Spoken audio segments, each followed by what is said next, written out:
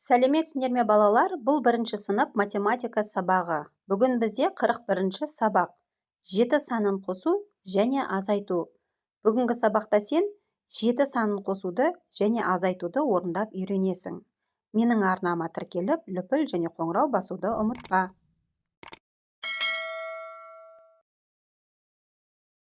Нөмірі 1-ші есеп. Сурет бойынша неше сөзін пайдаланып сұрақтар құрастыр. 7 сан мен мысалдардың қалай құрастырылғанына қара. Мұнда балалар суретке қарайық. Неше ұл, неше қыз, яғни бірінші суретте бір ұл, 7 қыз. Сонда бірге 7-ні қосатын болсақ, 8-ге тең. Келесі неше ұл, 2 ұл, неше қыз, 7 қыз. 2-ге 7-ні қосатын болсақ, 9-ға тең.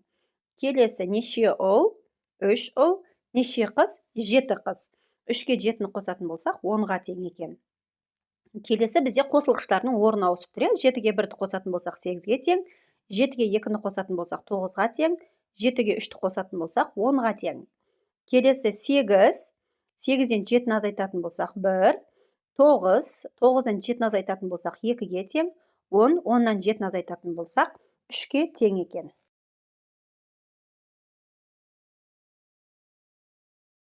Нөмірі 2-ші есеп. Сандардың құрамын айт, азайтуға мысалдар құрастыр. Мұнда 8-дің құрамы 7 мен 1-дің қосындысы.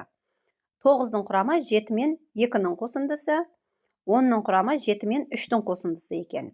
Енді 8-ден 7-ні азайтатын болсақ, 1-ге тең. 8-ден 1-ді азайтатын болсақ, 7-ге тең. 9-дан 7-ні азайтатын болсақ, 2-ге тең. 9-дан 2-ні азайтатын болсақ, 7-ге тең. 10-нан 7-ні азайтатын болсақ, 3-ге тең. 10-нан 3-ті азайтатын болсақ, 7-ге тең екен.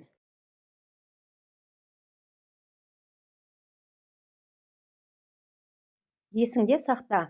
10-ның құрамы 7 мен 3-дің қосындысы, 3 мен 7-ның қосындысы. 9-ның құрамы 7 мен 2-ның қосындысы, 2 мен 7-ның қосындысы. 8-дің құрамы 7 мен 1-дің қосындысы, 1 мен 7-ның қосындысы екен. Мұнда балалар қосылғыштарының орны ауысып тұр екен, Нөмірі 3-ші есеп. Есепте сандарды 7-ге арттыр. Мұндағы балалар сандарды 7 санына арттырып отырады екенбіз. Мұнда мысалы 2 бар, 1 бар, 0 бар, 3 бар. Осы сандарды 7 санға арттырып, яғни 7-ге қосып отырады екенбіз. 2-ге 7-ні қосатын болсақ, 9-ға тең.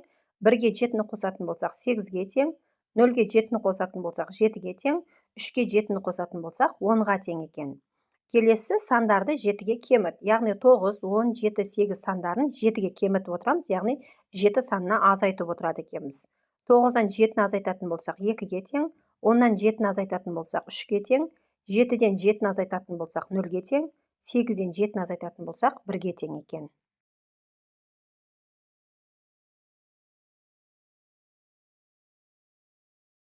Нөмірі 4-ші есеп. Әр ыдысты толтыру үшін қанша литр су құю керек? Ол үшін балалар, мысалы мұнда бірінші ыдыста 10 литр екен, оның 2 литрі құйылып қойған. Сонда біз 10 литрден 2 литрді азайтатын болсақ, 8 литр. Сонда бұл бірінші ыдысқа 8 литр құю керек екен. Келесі 10 литр, 10 литрдің 5 литрі құйылған. Яғни 10 литрден 5 литрді азайтатын болсақ, 5 литр. Мұнда тағы 5 литр құю керек екен.